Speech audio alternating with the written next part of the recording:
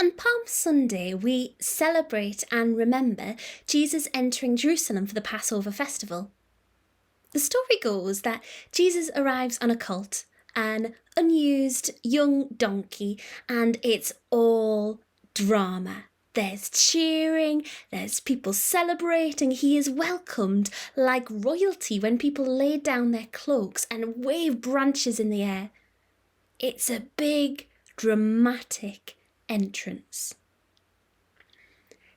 And it's very easy to see this story as solely a story of joy and celebration, with Jews from all over recognising Jesus as their King and Saviour. But little do we remember that someone else was also entering Jerusalem at this point. Someone else was having a parade. That someone was Pilate. Pilate, the Roman governor of the land, and he gets much more of a mention later on in the Easter story, but each year the governor would arrive in Jerusalem, not necessarily to celebrate with all of the Jews for the Passover festival, but maybe to just be present and remind people who's boss. So many people travelled to Jerusalem for this festival. The city was teeming, quite literally crowded.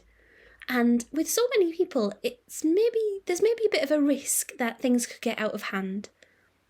So you could understand why Pilate was there as kind of, I'm watching you. It's okay, but I'm watching you. He also arrived with a big, dramatic entrance.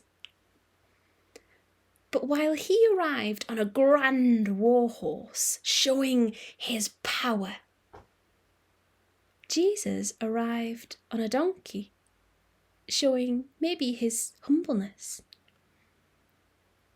Pilate arrived with armed Roman centurions, stirring up fear and reminding everybody who's in charge. Jesus arrived with ordinary people alongside him, and people were there to greet him and cheered him. It stirred up a celebration. Pilate arrived from the west. Jesus arrived from the east. So maybe there's something more to this than simply an excuse to celebrate. Was Jesus poking fun at Pilate? To go against the Romans in such a public manner surely meant he was out to get himself killed. So was Jesus showing that he was a different kind of ruler? To not need the grandeur in order to be powerful? Also, what would have been going through the minds of those who were there at the time? Will this be the saviour that people were hoping for? That was predicted to come? That God had promised? Will this be the man to rise up against those who are doing wrong and liberate God's people? Will he save Jerusalem from this Roman rule? Look, he's mocking Pilate. Surely this is the one, right? Will this man do all that we want and expect the Messiah to do? The crowds cheered and celebrated his arrival like they would a king. So why then do we see a change in their behaviour later in the story? Do they change their minds? Are they disappointed that Jesus isn't what they hoped? Are they led astray by the ones who wanted him dead? Maybe there's more to this story. And who knows what will happen next?